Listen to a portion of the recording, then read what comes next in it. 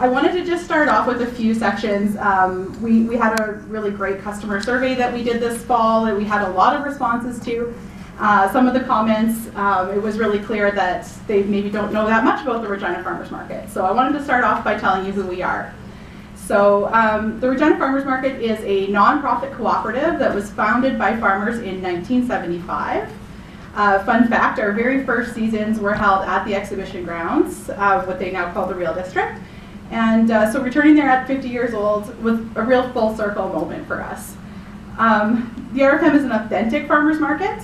What that means is that everything that is sold there is made, baked, grown, or designed in Saskatchewan, with most products coming from within 50 kilometers of Regina. We celebrated our 50th anniversary this year. Is this mic cut out? Yeah. Hello, hello? Oh, sorry, technical difficulties.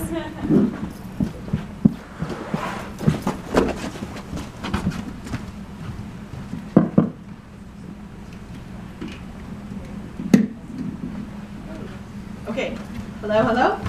Can you hear me okay? All right, we're back to it. So as I was saying, we celebrated our 50th anniversary in 2025, marking 5 decades of serving residents and visitors in Regina. We are largely funded through vendor fees, and the Regina Farmers Market is an autonomous and self-governing organization. So though we do receive some funding through the City of Regina Community Partner Grant Program, largely we are self-sustaining, we're our own entity. So thought that was important to point out. We're also governed by a volunteer board of directors made up of 9 individuals. They're a mix of vendors and external community members, and they guide the long-term direction of our cooperative. Our cooperative itself has about 70 voting members, and across our weekly farmers markets, we work with roughly 180 small businesses and farms that make up our vendor complement. This year we also established our first strategic advisory board with 10 community leaders from across Regina. Their role is to support high-level planning and help lay the foundation for our long-term goal, which is securing a permanent year-round home for the Regina Farmers Market. So while tonight focuses on our immediate plans for 2026, the conversations and data we're gathering this fall will also inform our strategic work. Our staff is a very small complement. We have 2 full-time staff. The second full-time staff was just added this October, bringing us back to our pre-COVID staffing structure finally. We also have a part-time staff member that supports for marketing and seasonal staff during the busy summer months. So small team doing a lot of work. I also want to take a second just to say why farmers markets matter, because they're more than just what you see on the surface. They have a lot of purposes in a community. They're community anchors. They're economic engines, with every dollar that's spent at a farmer's market generating $3 in local economic activity. Just amazing. They support environmental sustainability through shorter supply chains and seasonal eating. They increase access to fresh, nutritious, culturally diverse foods. They preserve regional food culture and connect residents directly with the people who grow and produce their food. And they're also gathering places that build community, support small entrepreneurs, and attract visitors and strengthen rural and urban relationships. Just amazing little container package a farmer's market is, and it's a real important part of a vibrant culture and community. So Regina Farmers Market is a bit unique. We act as a launch pad for new small businesses in Regina, giving entrepreneurs a low barrier to test their products, grow their customer base and scale. The market reflects Regina's cultural diversity with food, crafts, and tradition, and they showcase the identities in our community. In 2025, the Regina Farmers Market strengthened food access in Regina by launching Saskatchewan's first ever nutrition coupon program, and that's an innovative model that supports both food insecure individuals and local producers. The program has gained international interest, and I was recently invited to speak about it at the World Farmers Market Coalition General Assembly in Rome, Italy. So we're doing some really cool stuff as an organization. So all that to say, what are we doing tonight? What are we exploring tonight? Our goal this evening is to explore the values, priorities, and trade-offs involved in choosing between 2 locations for our Saturday outdoor markets. The first is Papiaco Plaza downtown, and the second is Confederation Park in the Real District. As an organization, we have not made a decision yet. Both locations have strengths, both serve different needs. So we're here tonight to understand better how each location contributes to the community, supports vendors, and aligns with Regina's broader goals.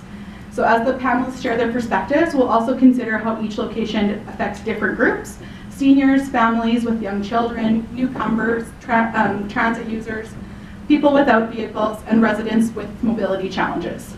Tonight's event is one of the final opportunities for the public input before the board makes its decision in the coming months, and we expect a public announcement in early 2026. So just to close off, I would like to share a few highlights from our engagement efforts so far. We had a customer survey that went out this fall, and we also did a survey with our vendors and had an engagement session with them. So what the community told us, we had nearly 1,700 responses to our survey, which was amazing. And of those 1,700, 2/3 of them wrote in additional comments to us. We definitely heard a lot of passion for the topic and a lot of interest in the farmers market, which was amazing, honestly. I love it. So of those respondents, 97% attend the farmers market year-round or during the outdoor season only, and 57% attend weekly or at least twice a month. Of the respondents, downtown is the clear overall favorite, with more than double the votes compared to Real. Outdoor season frequent shoppers strongly favor downtown, and that's driven by the atmosphere and the city center experience. So why did they like downtown? Atmosphere, vibrancy, walkability, transit access, and a strong desire to support downtown revitalization. Why did folks like Real? Parking, accessibility, and a feeling of safety were the top 3 things that we heard. So on the flip side of that, there were some concerns. Okay, I'm back. Am I there? Hello? Hello? No. I'm not. Okay, you're going to borrow someone else's mic. Okay. Thank you. Hello, hello. Okay, I'm back again. Okay, so we talked about what people liked about each location. Is it me? What am I doing? You're very electric. Oh my goodness, that's it, right? Yeah. Okay, so we talked about what people liked about each location: the atmosphere, vibrancy, walkability, transit access, and a desire to support downtown revitalization for downtown. Real has parking, accessibility, and a feeling of safety. On the flip side, there are some concerns. At Real, there was noted feelings of a dustiness and a lack of energy, limited amenities, and some people tried the location, simply didn't like it, or returned. With downtown, respondents cited parking challenges and safety concerns as their biggest detractions from attending. So in a really short summary, downtown equals we love the experience, Real equals we love the convenience. So both matter, and different groups benefit differently. So what did our vendors say? We did a survey with them and also an engagement session last week. Vendor perspectives differ significantly from public responses. The majority of vendors prefer Real. Why is that? Easier setup and loading, predictable logistics, better parking for their customers, and better access for farmers and high volume producers. They also reported, some vendors reported increased sales at Real, often 20 to 40% higher. It wasn't universal, but it was definitely a noticeable trend. Sales variation is shaped by many factors, and we do note that it could be still COVID recovery, seasonality, vendor mix, and customer patterns that all contribute. So that's our core tension, really. Our surveys reveal 2 valid but competing priorities. The public often prioritizes the atmosphere, experience, and sense of civic place. Vendors often prioritize logistics, efficiency, and sustainability. So as a cooperative, we must decide what makes the farmers market function for vendors and balance that with what makes the farmers market meaningful for our community. This tension also creates the opportunity to explore solutions, partnerships, hybrid approaches, and long-term strategies that draw on the strengths of both locations come into play. And with that, I would like to introduce our moderator for this evening's panel, Gerard Milburn. Gerard is the president of the RFM's board of directors. He is also an RFM vendor and an owner of Prairie Bee Meadery near Moose Jaw. So Gerard will introduce the panelists here, and then he's going to fire some hard-hitting questions. So we haven't asked anybody here to be neutral other than myself and Poppy, who will be doing some fact checking. So when we feel we have a situation where Holly can do a fact check based on surveys or any other information, we will just pause it for a moment to provide any facts that we think we have available. And my role here is to be neutral as possible, but none of the panelists and none of the folks in the audience need to be neutral, because what we're looking for is feedback. We're looking for you to provide input into how the board of directors make their decision. So you guys can, within the bounds of respectability, kind of make any input you like into that. But it is your inputs that we're looking for, and so we're not necessarily looking for neutral or anything like that. So with that, I will go along the row to introduce yourselves, please. Yeah, good evening, everybody. My name is David Froh. Most of my career has been in economic development, but also community service. I'm one of those rookie city councillors, but my earliest memories actually were on my parents' half section, about half an hour out of town, I think close neighbors. And my parents had a large garden, and you know, I've grown up with the very vivid experience and belief that food is the ultimate connector. You know, as a kid, I got sent out to the garden to you know, we kept root vegetables into February and March, right? And we'd, you know, put down wire to keep out the voles and put the hay over top. And so, you know, our neighbors were mixed farmers. And so, you know, food sovereignty, food security has always been really important to me, as it is to my community. And I happen to be the councillor in part that represents the downtown. Thank you. Good evening. Make sure mine works. There we go. Hi, You're gonna have to share your mic with everybody. This is very community focused. We're all sharing it. That's long, nicely. Is there a trick to hold? I don't know. There we go. Okay. Hi, my name is Charlene Ancia. I'm currently the Director of Partnerships and Sales with the Real District. I've been with Real for about 4.5 years now, just new to this, into this role. One of the things that excites me about Real and being part of not only Real but within our Regina community is all the great things that our community does, but how many events the Real District hosts on an annual basis. We host over 700 events throughout the year, and we're happy to have the Farmers Market as part of that, tying nicely into our agriculture roots. Myself, along with David here, I grew up just south of Regina. Living in a farming community, we always had a big, massive garden as well, and that's something that I took with me throughout, you know, raising our family just outside of east end of the city, is teaching them the roots of growing something yourself and having that pride and knowing how to sustain yourself and feed your family. That is so important and is a little bit of a lost art these days. And then recently I've become a beekeeper as well. So chatting here with Gerard tonight about the meadery and learning more about that whole process with everything. So happy to be here, happy to be part of the panel and have some great discussion. So thank you. Thank you. Let's see if mine works. Hold on. Let's have faith. No. Okay. All right. Tradesies.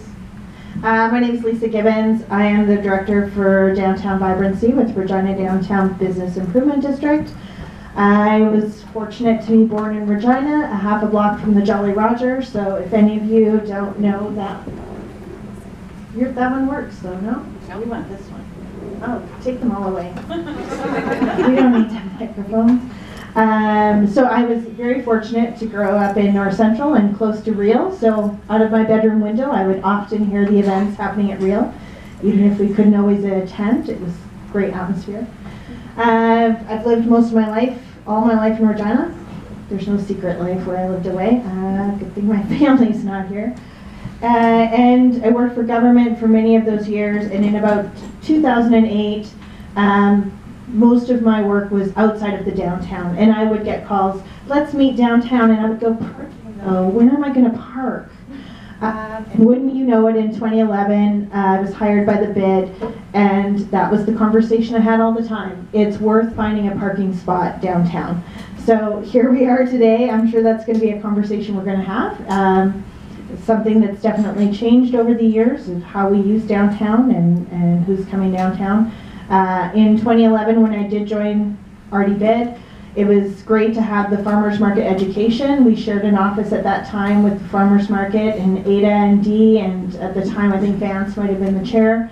They definitely gave us an education, and we really felt that the farmers market matters. It makes a difference to vibrancy. It is a placemaker. It's an important piece of our community, and definitely downtown is empty without it. So, thank you very much. Okay, so the first question we're going to kick off with the panelists is a little bit about community context. So a farmer's market is more than just a place to shop. So when we go out and we look at the market, or we do the research on markets across the world, we can see the view of a farmer's market is evolving from a place that you go to visit to see farmers to a place that can be entertainment, it can be a place to hang out, it builds community. There's all sorts of different things that a market can do. So we would actually like to ask the panelists here this evening about their kind of view on markets, how they kind of fit into the community, and what's their view of the kind of farmers market experience for the future. So anybody would like to volunteer to start that one up? Very well. So I did international trade for a long time. And if I got to go to Kazakhstan or Colombia or Chile, which I did many times, the very first thing I would do is go to a market. And you do that for business because you want to see the type of ingredients people use when you're doing international export and trade. But the real reason why you also want to go outside of work is because that's where the conversations happen, right? It's not just the smells and the laughs. Going to a market or going to a sporting event is one of the actually really unique and rapid ways you can get a sense of what is the DNA of a community. And so whether you're having a coffee at the co-op in a small town, or in our case going to the farmer's market, you know, that is sort of community manifest in many ways, because when you see the food that you grow and when you see what people buy, you also see the choices that they make, right? And you tend to have conversations. And when you're connected to the people that grow your food, it sort of also illustrates your values in terms of what type of kind of community you have. And so the last thing that I would say is, most of the markets that I think about that I've been to that are really memorable to me, you know, Istanbul or, you know, Peru, where people, you know, restaurateurs go down and buy the fish in the morning, and people are coming by in the restaurants. They're usually in places that you really want to be. And so I don't have a really hard position on where the farmer's market can be. I think real is the most important civic asset we have in our city, but I believe fundamental to my core that downtowns reflect what kind of city you are. So no one comes to a city and says, well, let's go to the suburbs and have a cup of coffee and sort of check out this new development. They go to the downtown, and I think actually our downtown reflects what kind of city we are, because we're a city right now in transition. But at best, right, our downtown is a hub of sort of commerce and friendship and gathering. And in a lot of ways, I sort of view a farmer's market in the same way that I view a downtown, right? At best, what it sort of represents. I think it's indicative of what kind of community, economy, and sort of society we are and want to be.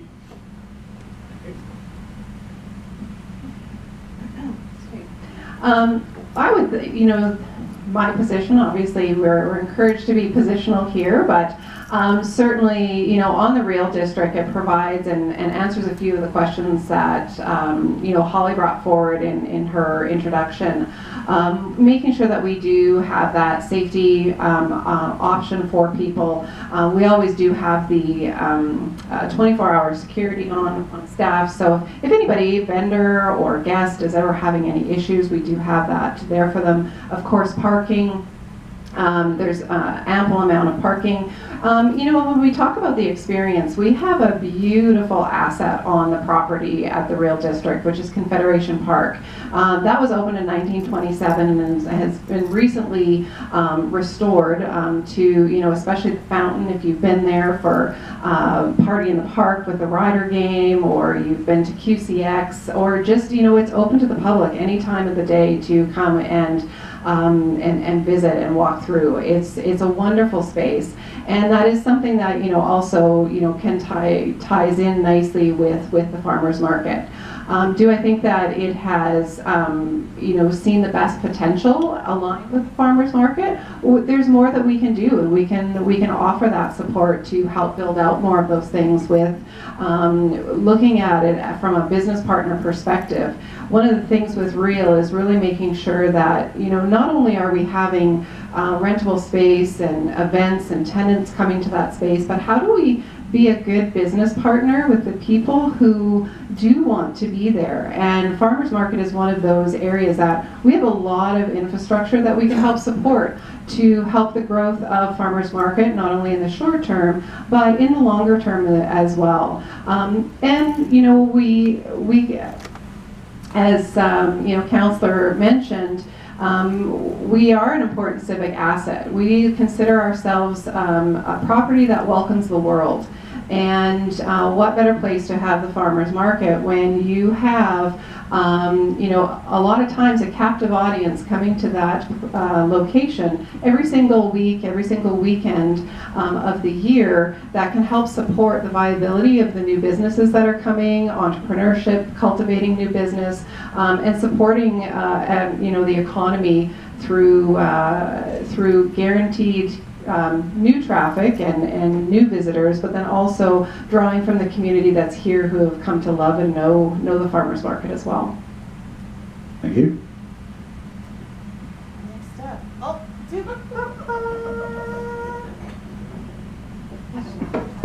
We can just share. Is it working now? Or shout. There we go. I could shout. I can. Traditionally, downtown's role with the farmers market has been to add programming. So we would work with our summer students. We bring in around 6 to, don't say 6, 7. We're not doing the 6, 7 joke today. Additional staff to help with that. So whether it's just games in the park, whether we're bringing in musicians or different performers to help with the atmosphere at the farmers market. The market is really doing the hard work in bringing people out, and we're here to add that atmosphere into the space. So I would assume going forward that would be something that we would discuss if we come back on Saturdays. We've definitely had that endorsement from our board that the farmers market is important and a priority. I think we have to think in new ways about how we discuss parking downtown. We have a lot of parking stalls, but we have to communicate a little differently, I think, on how to access those and how close they are, and perhaps work to make things a little easier for the vendors and consistent. I mean, it's challenging when roads close and there's construction, so we're definitely here to advocate with our city partners to make sure that farmers market is a priority. We're really excited with the ARO program and those sorts of things that are helping, I think, with safety downtown. Definitely our numbers are telling a story that is putting us in a good stead. That's always a work in progress, and we need to think innovatively around those pieces, but definitely we're here to be a program partner for the market moving forward and walk the path with you. Thank you. So it's interesting the things that you guys have brought up in these conversations. So, for example, when we talk about safety in the downtown core, there's a difference between the actual level of safety that's there and people's perception of safety. The same with perceptions of parking versus the actual amount of parking. So these are kind of challenges that are difficult to kind of overcome, as in, it's not just the situation. So we've seen situations where, the police have been downtown doing their thing, keeping the community safe, but it actually makes people nervous because there's a lot more cops than there are normally. So it's an interesting thing that kind of comes out because people are like, what's going on, what's going on? So in that context, what would you guys kind of say to the kind of theory around, okay, we've got to deal with perceptions, we've got to deal with the reality. Obviously, if there's no parking, there's no parking, and how do you solve those kind of problems? But the difference between perceptions and actuality, How do you see solving those kind of problems in the downtown space? Okay, guess I'm up.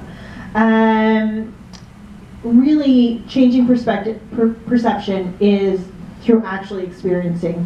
And so creating those drivers that are moments that really make you come downtown. I think a great example is the 50th anniversary of the Farmers Market. You put together a fabulous program for that. We had folks come downtown. I think the experience spoke louder than any perception that they had that they might have been unsafe. I think everyone's experience through that was great. They found parking, they were able to purchase from vendors, and they had a great experience. We need to repeat that over and over and over, and we have to get really clear with our messaging and let folks know what to do if they feel unsafe. Where can they go? How can we help and support that? And that we're listening to them. So I don't know that we have all the answers right away. There's some really easy pieces that we can do related to parking, and safety is one of those fine lines.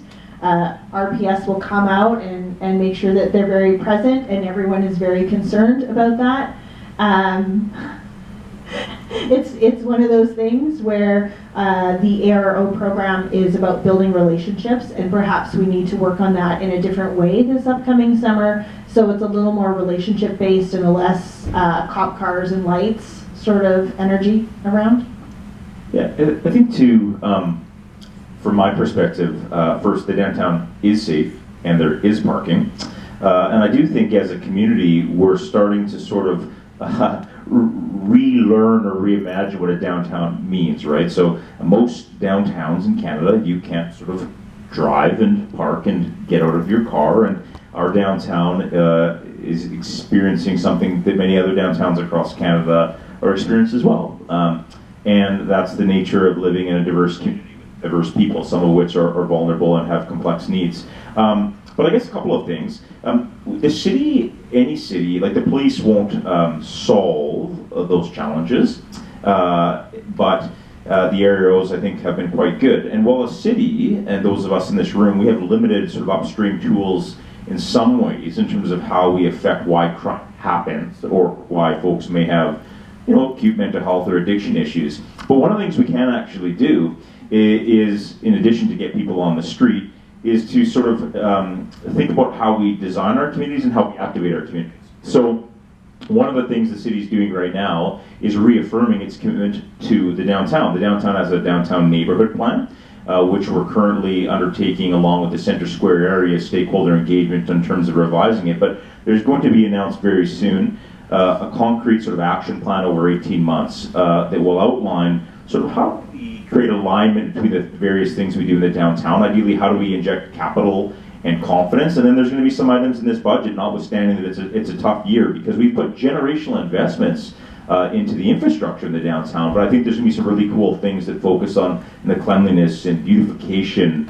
And my dad owned restaurants growing up, so we're always looking to see if the silverware was polished and if the candle sort of was lit, because it brings attention down. And so, like some of those simple things, sometimes the paint a wall analogies, and I think we have great people at the city, the downtown bit that care about the downtown. But what I can say is that the city is immensely committed to the downtown. It is a very important part of our community, in part because important and special, but those would be the type of things that, I got a lot of voice, those would be the type of things I think that makes people feel comfortable to enjoy the restaurants and the retail and the arts and the libraries, right? When things are well lit and when they're clean and when there's arts and culture and gatherings, those things actually do more than policing, I think, in the end. And those are the things I'm very certain that the City Council, and I think just the broader community, will be supporting in the years ahead.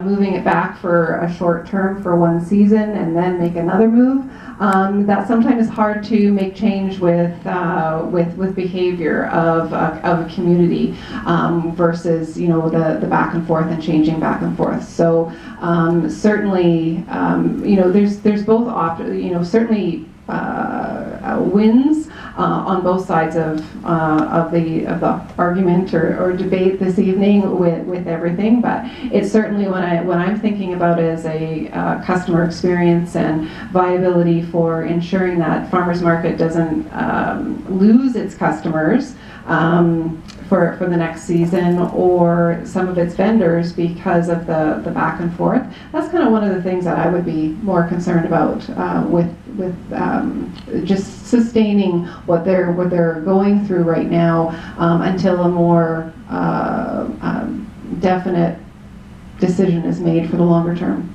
Okay. So thank you. So one of the challenges that we do see as an organization is obviously the downtown core has gone through some instability in the last few years, and at the same time so has Real. So both locations that we've kind of been working with have gone through those issues. So in terms of Real, we know that you know, we've got some investment coming in terms of the Queen City Distillery, so many millions of dollars in that regard. We see things like tailgating, so that's kind of the fun thing that the government of Saskatchewan is kind of offering up to people to come and do that before the games.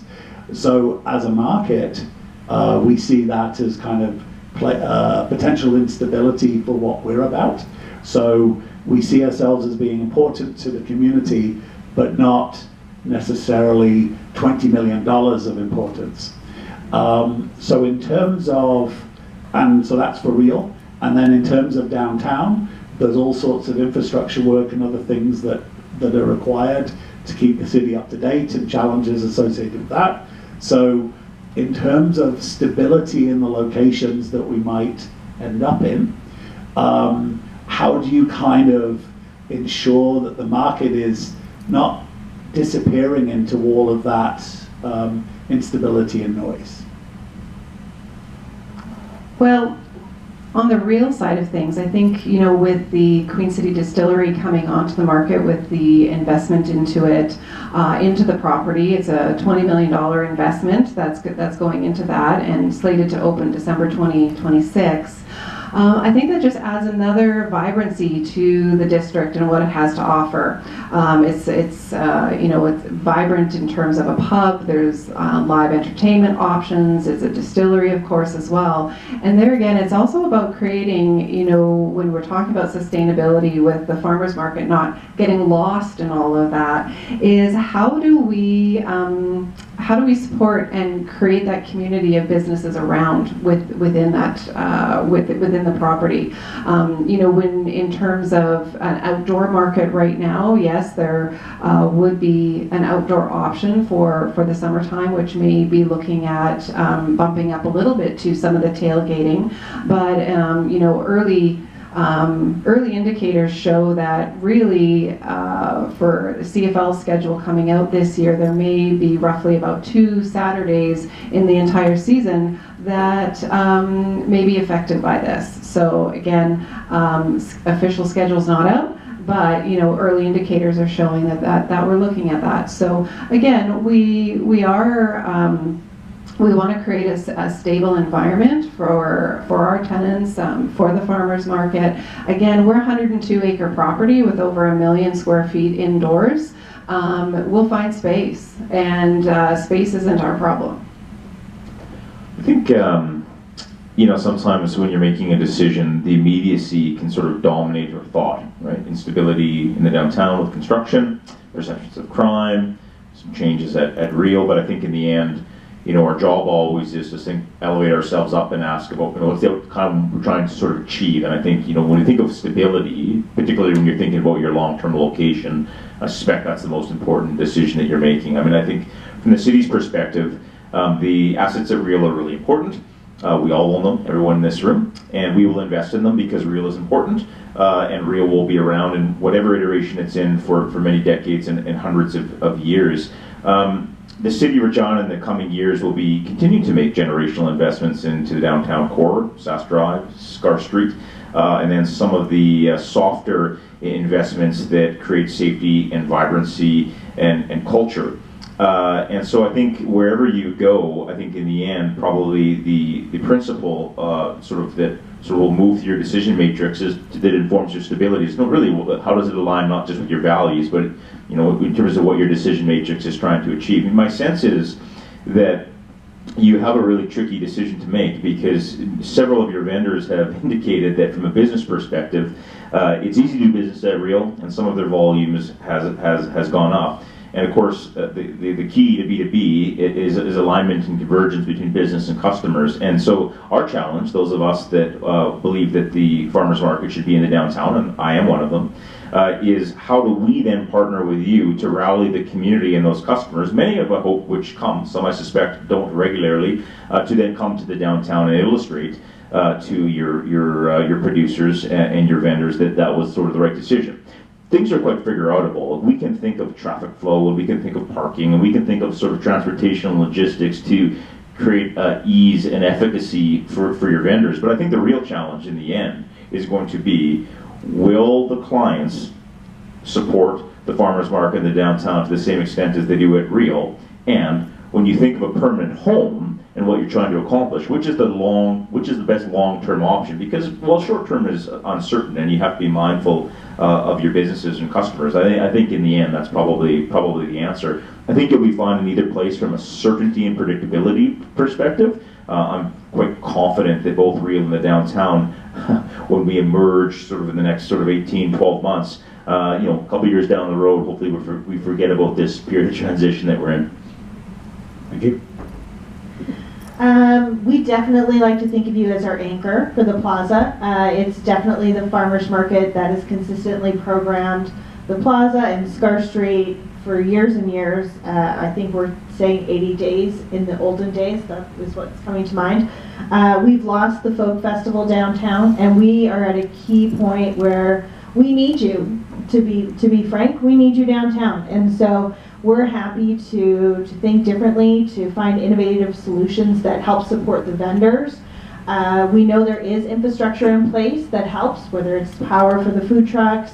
I was very encouraged in a meeting with city officials in the farmers market, and I think probably in my first time working in between farmers market and the city, to hear them actively advocating to do construction sort of around your schedule, which is a really different perspective, I think. In the past, it's been, we need to do this, we're going in, you've got a market, sorry, you're going to have to move. And it's really encouraging to hear that city officials value the market, they value it being downtown, and we, of course, want to do whatever we can to get you back. If I might too, as you were saying that, Lisa, I think sometimes we have to think, if we're a nonprofit, and I have some experience in the nonprofit sector, I'm by no means an expert, like what is our leverage? Like there's reciprocity in everything, so what is the leverage that you have? And I think Lisa, in part, has indicated that you have some leverage right now, right? So there are many in the downtown and in city government and in our community that would like to see the farmers market in the downtown, and you can exploit that leverage. So I think in part you need to sort of quantify what those asks may be. And in turn, Real is going through a period of transition. It is a very important civic asset for our community. I'm there 5 days a week with my kids, economically, sport, culture, and otherwise. You may have leverage at Real. The question is how best to exploit and advance your leverage in terms of what you're trying to accomplish. But you're in a great position to make material asks. That doesn't mean necessarily financial or otherwise, right? Maybe process and partnership. But I think that's a really good point.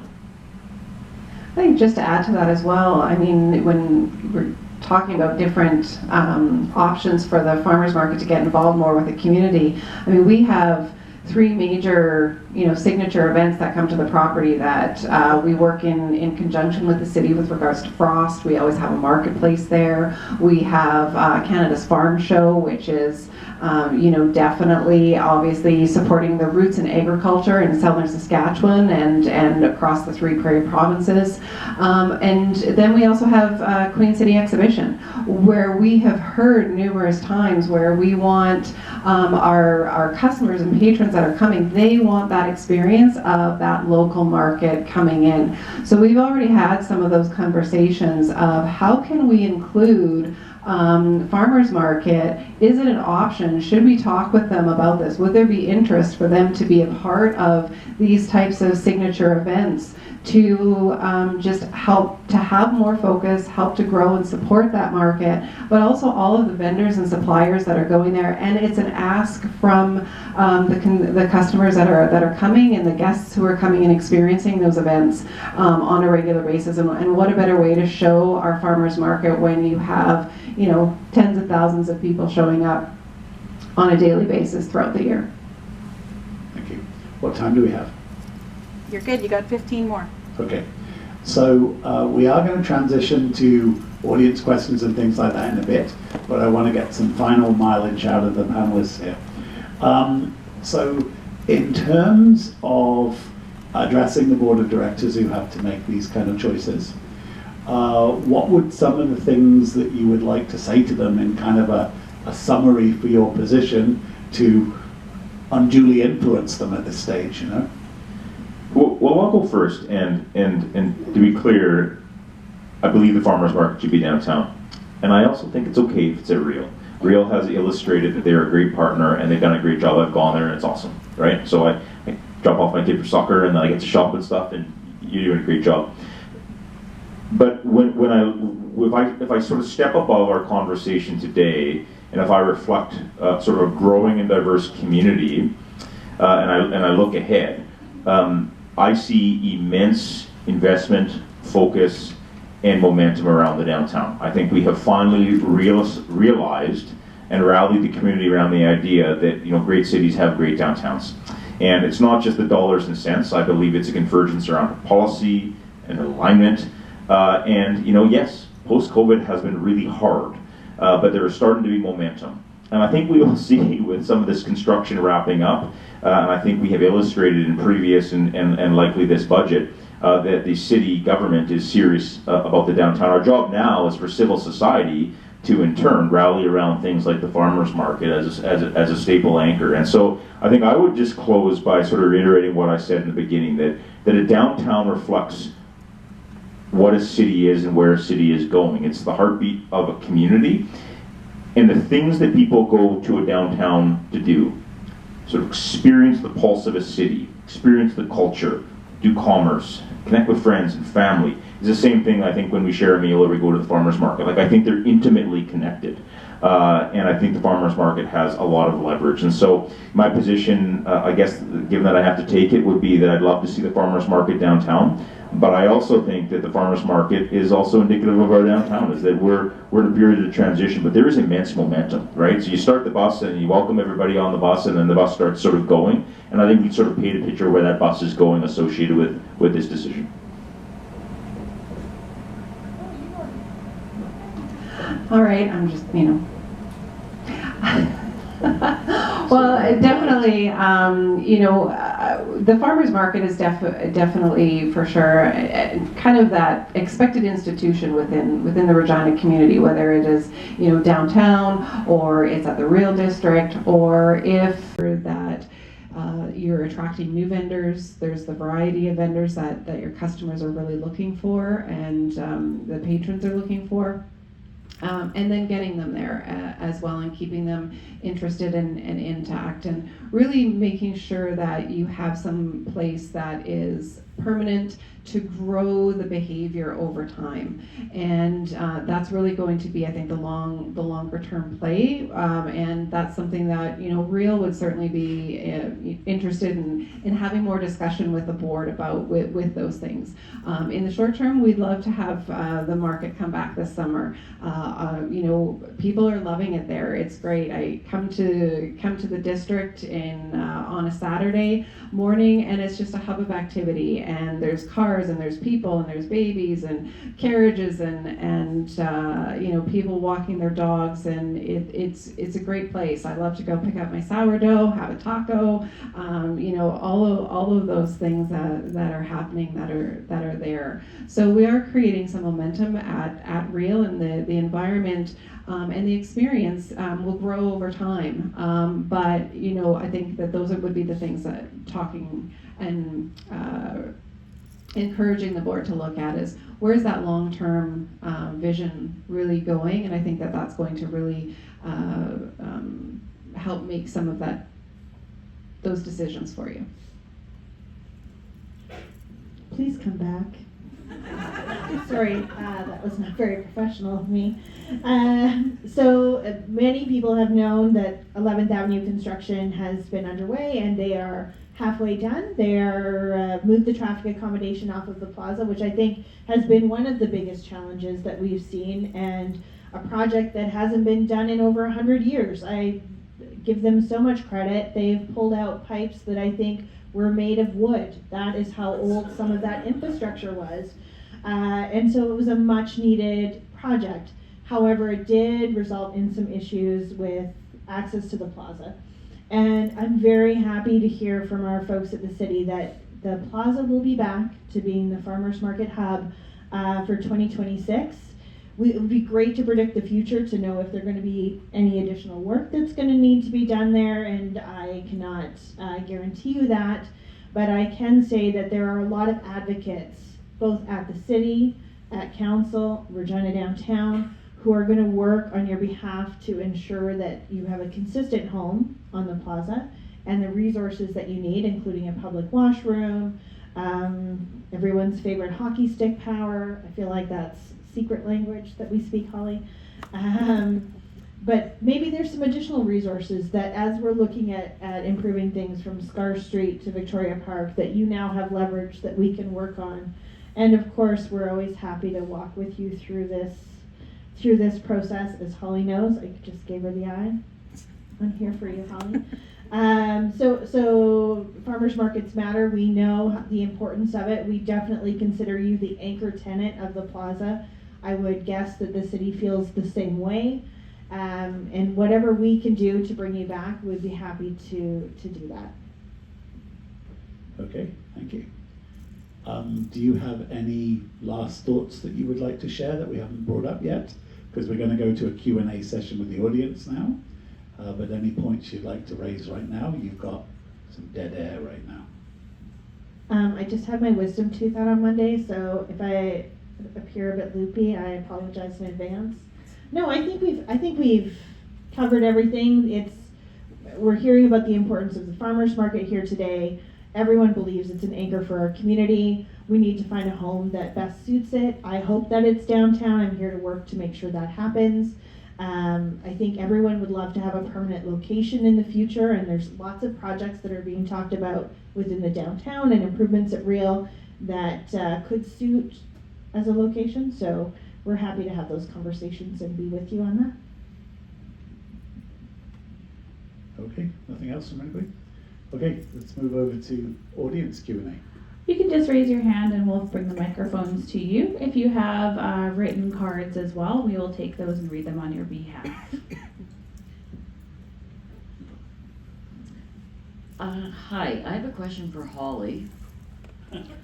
Hi. Maybe you should come up here as well. Okay.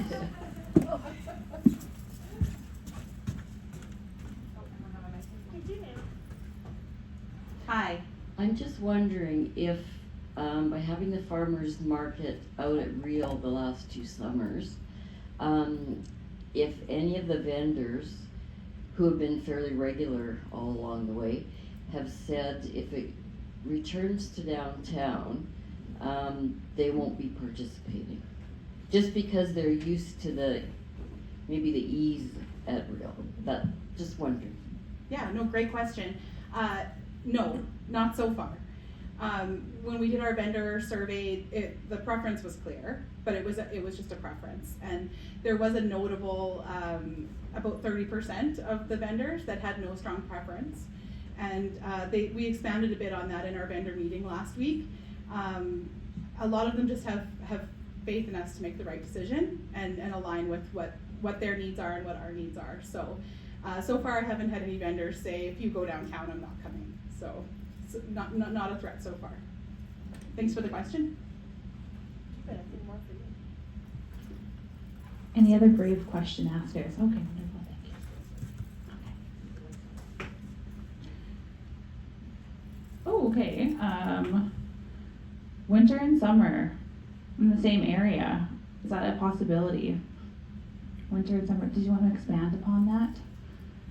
Well, that way the customers won't get confused. We're going to be, if we could be in the Real District during the summer, and then we just move indoors for the winter, because it always seems to be confusing. Okay, we're here, and then we have to go someplace else for the winter. That way, we're in the same area. Yeah, right now that's a great benefit to the market being at Real is we've had 2 summers where it's been outdoors, but then it now moves into Banner Hall right within the Real district as well. So which is great. We love having that that open and that excitement and activity that's happening. People are used to coming now indoors to Banner Hall. And what is, I think what's exciting for the vendors is, and a happy experience for a lot of our hockey parents is we have we have tournaments, hockey tournaments, ringette, lacrosse, all sorts of things happening in Co-operators, which is just right around the corner from the market. And it's a happy discovery when mom who gets to go down and get to shop and pick up some great local produce, have a coffee, buy some bread, see the cookie lady, have some mead, all of those things while kids are practicing or there's a break between the game. There's also great, some healthier options as well for feeding hockey players and young athletes that are right there and keeping other family members entertained, little brothers and sisters as well. So we're happy. It's been great having it indoors. Do we have other questions? Hi there. Not so much question as observation here. And so I represent one of a long time downtown local business, independent, where things like the farmers market were factored into the decision to reinvest in Victoria Park Conservation District. So for all the people here who bemoan, heritage sites that we've lost due to tragic circumstances, we rely on things like the multiplier effect of the farmers market, and that historically, so many years, was downtown, and due to outside circumstances, had to leave for a few years, but we're ready to welcome them back. In terms of the multiplier effect coming to the farmers market, a parking lot is not a destination, people. And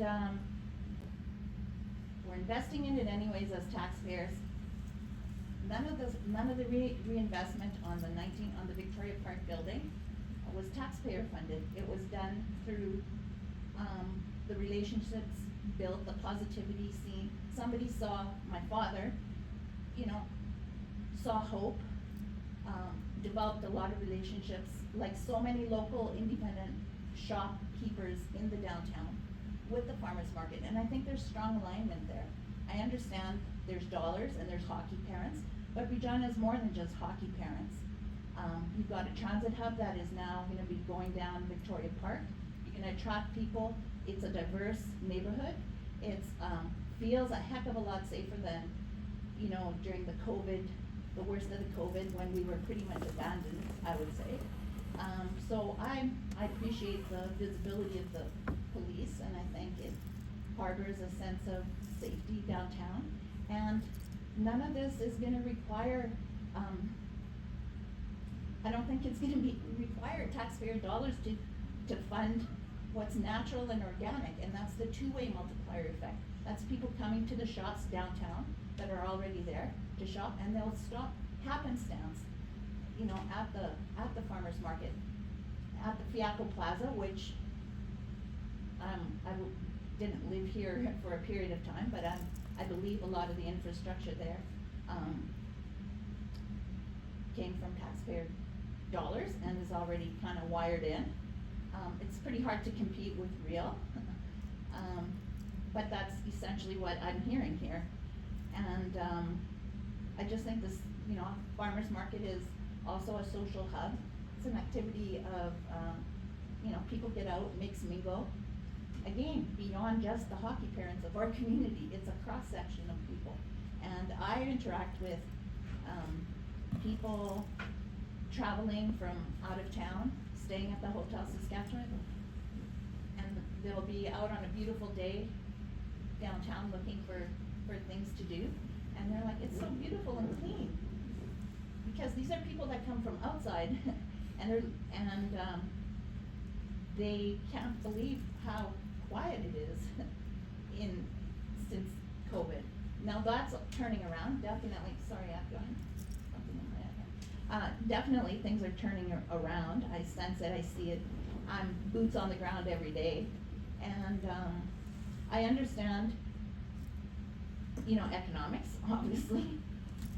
But to me, a farmer's market is more than just that. It's about local, and I understand real is local, but it's a little bit more corporatized and about to become more so with these big $20 million investments. That's not the same as the local mom and pop shops, just much like the vendors that are located all around, like the density of local independent places, obviously the mall, that demographic changes a bit, but I just think it belongs downtown, like it had been for so many years, and that was what was in people's psyche for many, many years before it became confused with the interruptions of the last 2 years. So that would be my observation. If I may briefly, I had the pleasure of meeting and chatting with your dad a few times. And what stood out for me from some of the discussions about your meeting your dad in my younger years was sort of the vision that he and others that maybe had a more European context of what that sort of center square sort of meant, right? And those that have traveled or up in places that can sort of picture a square in Latin America or sort of Europe. And the beauty of where we're at now is this sort of inflection point of our communities. We can do that again, right? We can double down on that concept of what the center of our community means. And it will take commitment. But when you make a commitment together, then you can rally people around that idea. So it need not be quiet, and it can manifest more closely to maybe to your dad's original mission. And I should say too that I suspect that the vendors and the members of your cooperative care deeply about how food is grown and community. I suspect they also want to make money.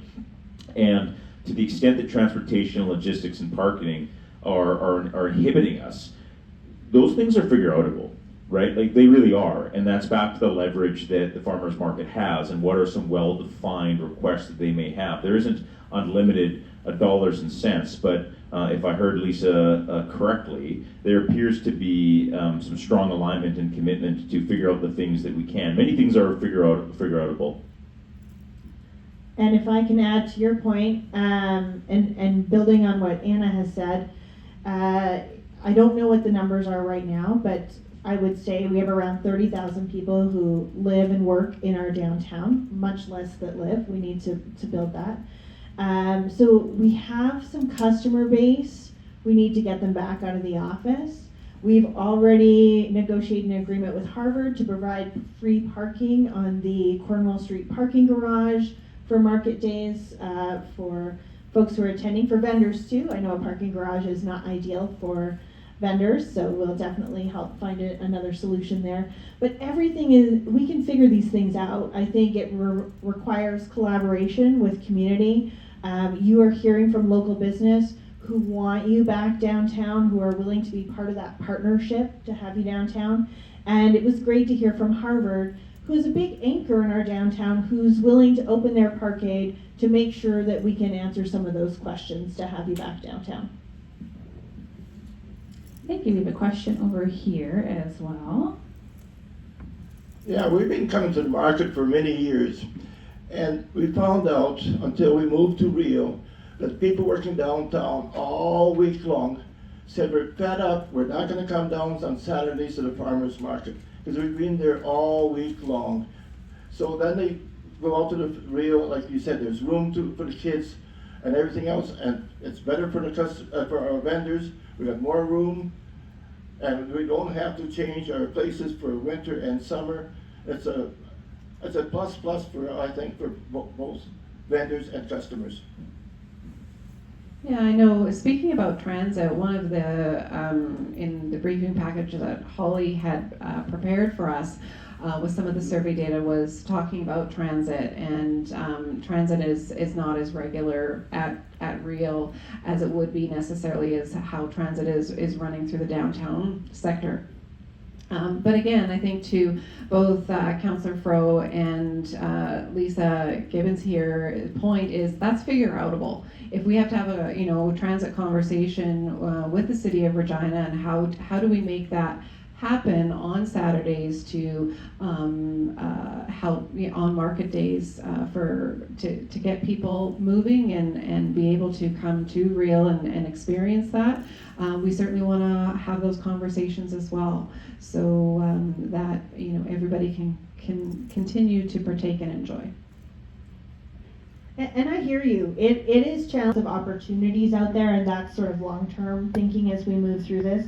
But I do hear you. I understand the challenge, and I appreciate over the years the work that market vendors have done in events for Market Under the Stars, which is not always profitable, but always great vibe and great community building activities that we do here in our city. So I appreciate you, and I do hear the challenge that you face. And just to touch on a point there that Lisa had made about collaboration, I think that no matter where the market also ends up, I think that there's an opportunity for the market to collaborate with a variety of destinations or locations within the city. So for festival. Unique festivals, the Tomato Festival this past year, having it at the Legislative, that was a great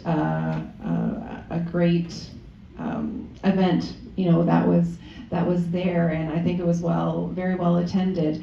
Are there other pieces like I Love Regina Day, having that down at the park as well? So I think that there's opportunities to think collaboratively about showcasing some of the other locations within and around our city during the summer months as well, for kind of special and unique markets. Maybe there's something at RCMP Depot, or there's a legislature, or there's definitely downtown as much as possible, and all of those things. She wants it all. I want She it wants all. it all. Let's be clear. I can't have it all. I want it all. I should have brought something to bribe you with. We'll talk later. But no, I think that collaboration, I think, is really going to be also key, and I think that's really part of the spirit about the market itself and the culture of the market, and thinking of entrepreneurship, and it's a way for not only a gathering space for the community to come and meet friends, meet family, see people, just to have that general bump into someone you haven't seen for 10 years and have a chit chat. But it's also a great space for small business and new entrepreneurs to talk with other vendors about things that they have learned, some of their challenges and growth. So I think we all can agree that the market has numerous impact to a variety of people throughout, and it's just now deciding where it best is, and all that collaboration is key.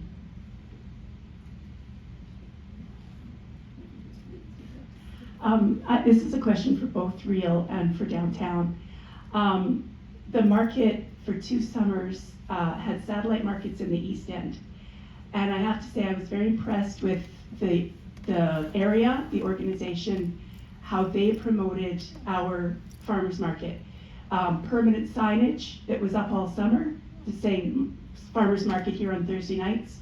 They had a sponsored social media blitz, and they had lots of social media promoting specifically the Regina Farmers Market.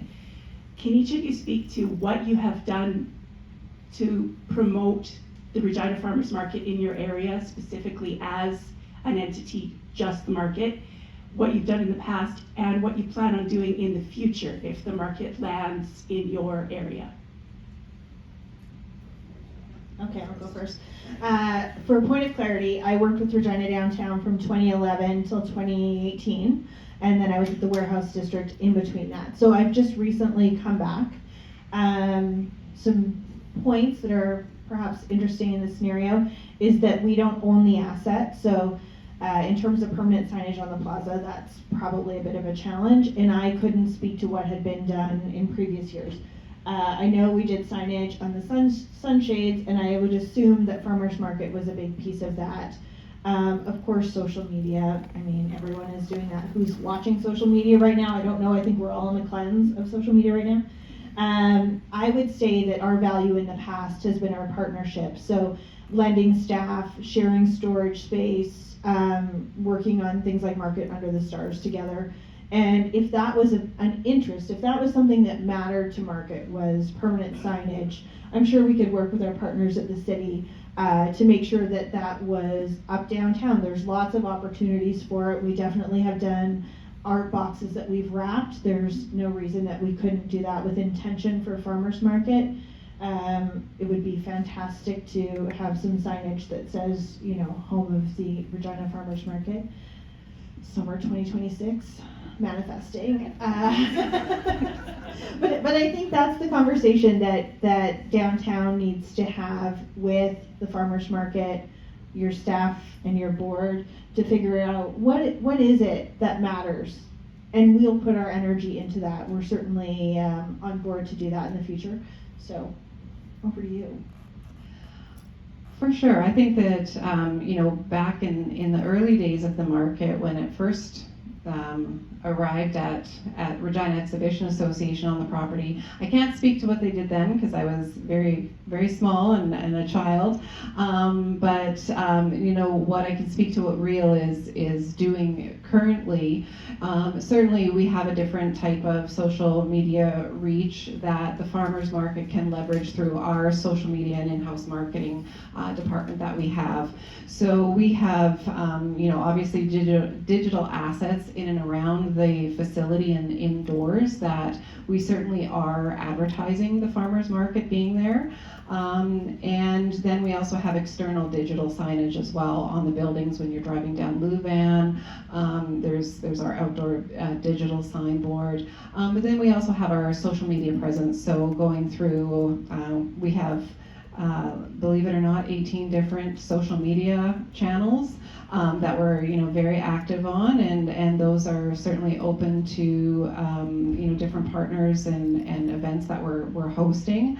That we have available. Plus, we also work with a on-site content creator who does a lot of the stories and social reels that are doing things right live in the moment, that go around to the different when Farmers Market, or whether we're or it could be a ringette tournament, or it could be the SARM convention or something along those lines, that this content creator is right on the ground advertising and posting that out and looking at those stories and different reels that are there.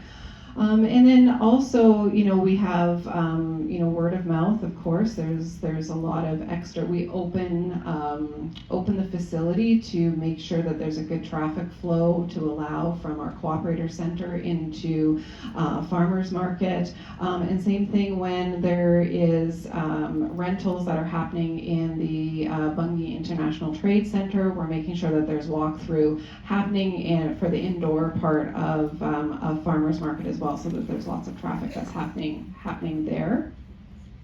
And then speaking of the indoor market right now, we just recently held a teachers convention, which was huge. All these teachers converging, and it's just like, oh, what happened? There's no parking now, and finding a parking spot. But these teachers took over all of ITC, or the International Trade Center, and all of Queensbury Convention Center. And in order to get to one to the other, they actually had to walk through the indoor space of Farmers Market. So it was kind of automatically this still light billboard that wasn't necessarily activated during the weekdays that they were there, but they're like, Farmers Market's here on Saturday, I'm going to come back. I think it's two things. One, if signage is required, I suspect we can figure out signage. I'm not sure how you're weighting your decision, but it's one of the things I think is always fascinating when we think of customers or our audience is to sort of we create a persona, right? So what is the target sort of demographic the farmers market is trying to attract to come and buy things? And then we think, well, what is the secondary and sort of preferred sort of follow-up sort of personas of who we would like to come?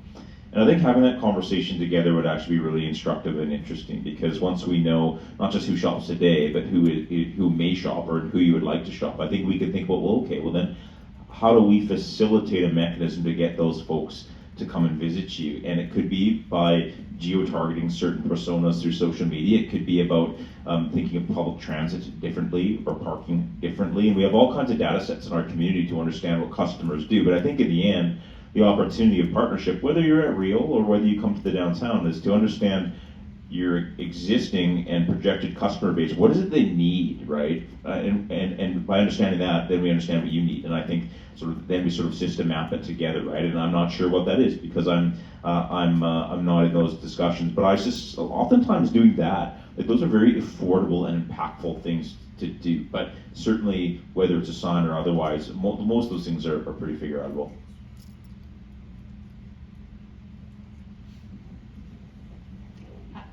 I would just want to say, in playing into the point of that David made with respect to leverage, there's a whole district of downtown businesses that will amplify, things like the farmers market. I do it all the time, and just to be clear, like, our hours and the farmers market hours are different. We open later, and it's just the people traffic we appreciate, the foot traffic, the sense of community, the connection, and that sort of thing. So we would be more than willing, and I'm sure there's many other local businesses who would amplify that message on their social media channels. Not as formal, not as sophisticated, we don't have professional social media people, but that's the whole thing about social media is democratizing. So we would definitely work together. It is a partnership.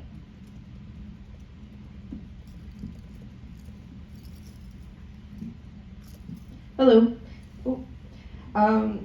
Earlier, Councilman Elisa spoke to dealing with the perceptions of being downtown, but Charlene wasn't able to respond to how they're going to deal with the perception of the dusty, we're just in a parking lot at Rio. And I was wondering if you had any thoughts about how you could deal with that going forward?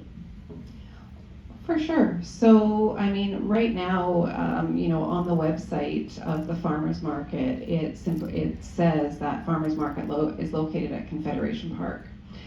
Yes, it's located beside Confederation Park. Now, there's some of those. I think that Confederation Park has, it is a jewel, and we need to figure out how do we start to activate in that Confederation Park space more and bringing the market in.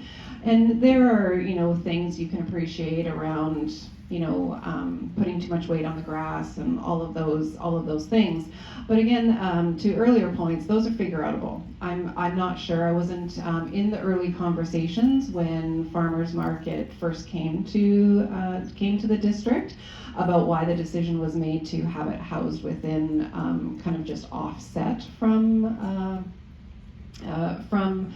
the park and more in the parking lot. But it's about how do we get the people drawn into the park, and that's one thing that I have seen going to the location and the market myself on those Saturdays is I sit in the park and go, there are a few people here, but why not more? What do we need to do to help activate that and draw people more in? Because it is a jewel of a space. And I think that's how we start to create more of that experience, bringing some live entertainment in, doing, some additional vendors that are in there. We activate the park for Party in the Park for every Rider game. How do we start to help do that for the market as well and continue to grow that? And that's changing that perception of it's not just a dusty, kind of a parking lot within there. And we know we're Saskatchewan, we're Regina, we have wind. There's going to be some dust. I don't know, there are too many summer days where there isn't wind and a little bit of dust blowing. So, but it's a completely different space when you get pulled back into that park. You're just like, wow, this is in the middle of Real District.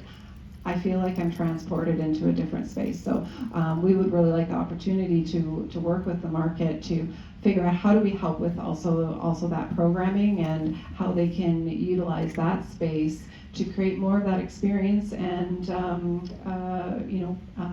I guess have a better perception of it. We've got a few more minutes if anyone has any last burning questions. My wife is in a wheelchair, and I'd like to say that downtown is so much easier and more accessible than Rio is. It's a nightmare, especially even just taking the bus out there. So, 2 cents. Maybe a question for Holly again, dealing with the survey. It seems like Rio attracts the suburban customer, and downtown attracts the downtown cathedral, heritage, transition, Ritchie. I'm a walker. I walked for 20 years in Tokyo to my produce and to my education and to my health. And I'm just wondering, in your survey, did you differentiate between suburban customer and downtown or walker customer? We did have some data about that. I didn't find anywhere where there was a really big difference. Whatever location that we were looking in, they preferred downtown. I will say that we did see a lot of surveys from the cathedral area and from the Al Ritchie Broders Annex area. Those 2 locations we had a lot of responses from, so I would just assume that that's where a lot of our customers are coming from, and I think that we have that backed up even from our online store days. A lot of the routes went to those 2 locations, so there wasn't a difference in opinion. Like, I don't have any area that really stood out, but definitely those are the central customers that we have. Yeah. So we're also cognizant of the fact that the people who filled in the survey are in those locations. So the people who didn't fill in the survey, for whatever reason, may be in different areas. So depending on the bias of that, we just don't know it.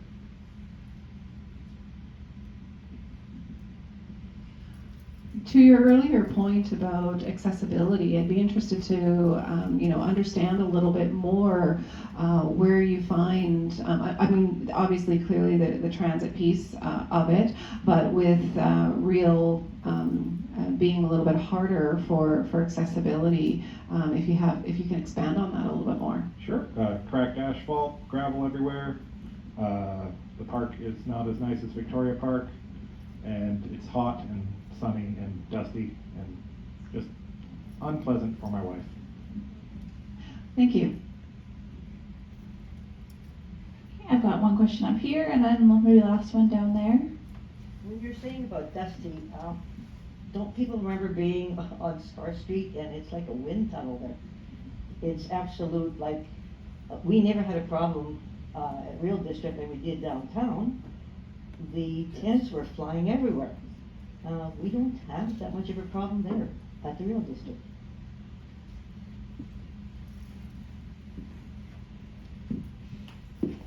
I'm coming. It's really a question for Holly. Just any background on why the market was set up next to Confederation Park and not in Confederation Park or around it?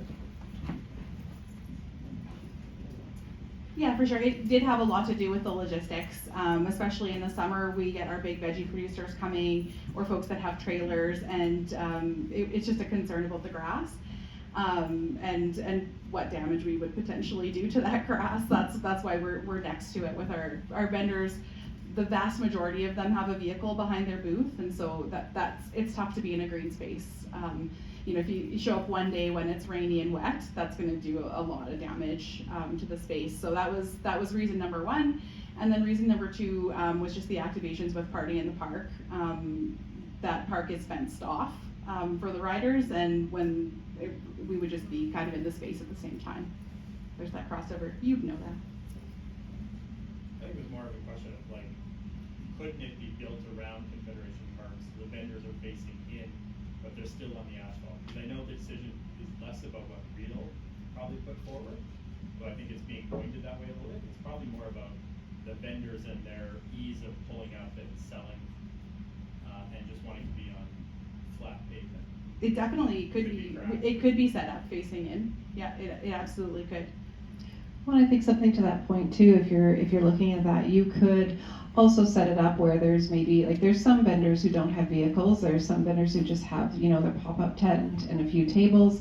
They can certainly, they're lightweight enough, they could be activating on the grass areas or, you know, very close to the walking paths with things. But then outside the perimeter, you could have, you know, more of the larger vegetable trucks and trailers.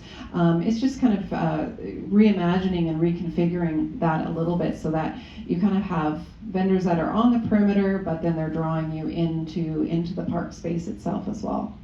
Yeah, the fence that the riders put up for the whole season around does sort of kill the vibe if we're trying to face in and there's a sidewalk and then a fence. It's not really, we're not able to draw people in because that fence is up for the whole summer. So that would be another thing I would flag. Second question, Gordon Block, does that come into play with Farmers Market? Ooh, Lisa. Yeah, our favorite conversation, the Gordon Block. Anybody who's familiar, it used to be the Novia Cafe, which burned down a few years ago, and we are working on an interim use project. We're going to bring power into that space. We're going to work to build some washrooms into that space to make sure it's a nice flex space for the community to use. We would see the farmers market activating that if that made sense. Certainly it's something we're going to have a conversation with. Right now, there is an unfortunate piece that's happened with the western building that was on the corner of that lot. It sustained a ton of damage with that fire. It had water poured into it for 3 days. And unfortunately, the building is up for a demolition permit, which council will have to discuss next week, I believe. It's a really unfortunate circumstance. That owner fought very, very long and hard to maintain that building. It was occupied till the day of the fire beside it. So you're seeing a little bit of a delay as we wait to see what the future of that building is going to be. And if the decision is demolition, then of course we would look to incorporate it and then work with our community partners as we build out sort of a design charade for what that could look like. And of course I've already talked to Holly about using that for storage, but of course we'll have power and those things that are sometimes helpful for farmers market. So we would see incorporating them into that space as well. Do we have time for me to ask a question? I'm scared. Yeah? Hi. So while I've got you guys here, I wanted to ask, you know, I can speak to, Sasha can speak to how challenging it is for us to move locations, especially when we're very large, we have power requirements, we have lots of vendors. In the middle of the summer, it's really hard. It's hard, like, logistically, and it's also hard in the communication out to people. I mean, we still have people that stop by the info booth occasionally and ask when we're moving to the Cathedral Community Center. We haven't been there for 15 years. So like moving one market, sometimes tough to get the message out. So for 2026, I know with Real we'll have some blackout dates. You mentioned earlier about QCX and Cannabis Farm Show. Those are actually blackout dates for us at Real where we can't activate space. We're in another blackout period right now with Agribition. We have 2 weeks leading up to the holiday season where we don't have access to the space, and we know that through the lease. But I'd just be interested to hear about strategies that you think of off the top of your head that we could work together to not have blackout dates, to avoid that. And similarly with you, Lisa, I know you've got a really nice food truck festival downtown that was on the plaza last year, and so what does that look like for us if we're downtown? We used to be displaced for the folk festival, and you remember how that looks. It's very challenging. It takes all of our resources in our busiest season. So I would just love to hear you guys talk about that a little bit. Yeah, I can go first. Run away. Yeah, run away, Holly. How dare you? No, I recall working between you and Folk Festival and advocating to try to find a way to work together. And sometimes those things are challenging and they don't work out, and we have to do hard things. And that is not our goal. So because we have a bit more control with the food truck wars, and most of those food trucks are actually your vendors as well, I think we've talked internally about having that collaborative conversation about making sure that we have space for market vendors going forward, so farmers market doesn't have to go away, and that we have complementary hours. I think there's definitely shared resources in putting those two things together. I definitely don't see you being displaced because of food truck wars. It will be a mathematical challenge of the plaza. We're going to have to do some magic, there's no doubt about that, to make that puzzle fit. But I think it benefits both organizations to work together collaboratively on that, and I don't see a problem with that with our relationship.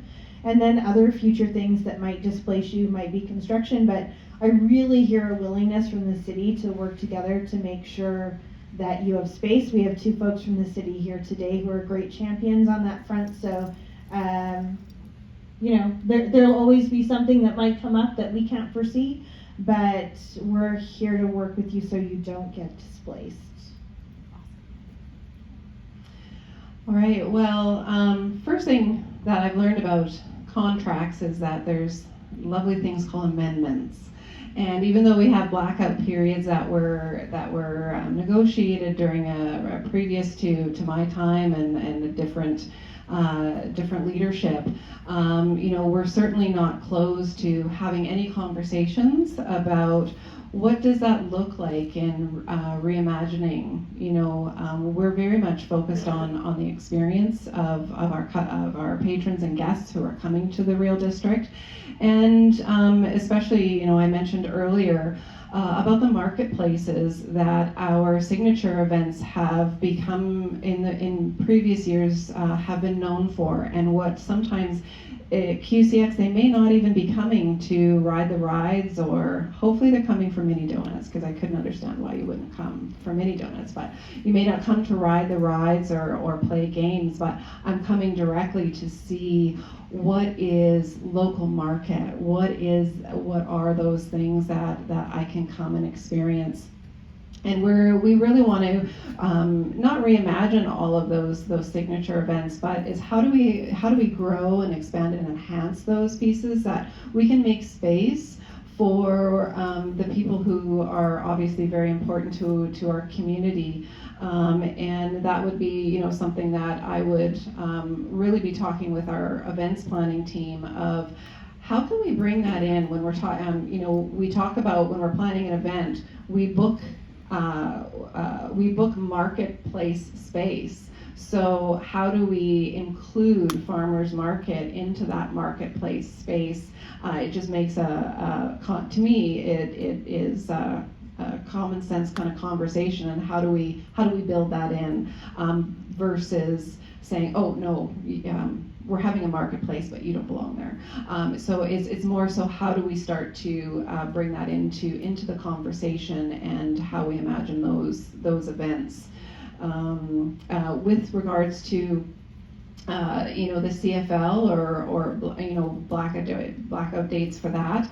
That one is I think reimagining also with the tailgating. I think we have to reimagine where can we find you the market a more of a permanent space with that, so there's less disruption to patrons and customers who have come to know where the market is situated, and that we're not saying either you can't have it or no, it's moved over somewhere else. Again, we have 102 acre property and lots of indoor space. We'll find you a space, maybe a little bit creative, but if we can have a rider game, a Keith Urban concert, a ringette tournament, and a wedding all on the same Saturday, we can figure out a lot of things in the logistics with a lot of moving pieces. So we're good at that. Thank you. Okay, hello. Thank you again, everybody. One thing, my question is, how does it feel to be so popular? It feels like the Dragon's Den for the farmers market in Regina right now. Loving it. What a great conversation. Before we've made the decision. Before you've made it. Yeah. I think this is such a great conversation, and for me, it's percolating beyond the farmers market, which is obviously so important to so many people, and that's why people came to have this conversation. But it's also touching on what do we want the city to look like that we live in? How do we have all these areas work together? There's a way for this all to work together, and it's great that people are thinking about those things, even if it's coming from a farmers market lens or different things. So that's so key and so important. And thank you everybody for joining us for this conversation. We're glad to have welcomed you to the downtown library here at Central Library, and we hope to have more of these. Always welcome to come back for round 2, round 3. So thank you, Holly, Gerard, everybody else for joining us on the panel, and thank you to all of you for coming downtown as well. Thank you to the library. Thank you.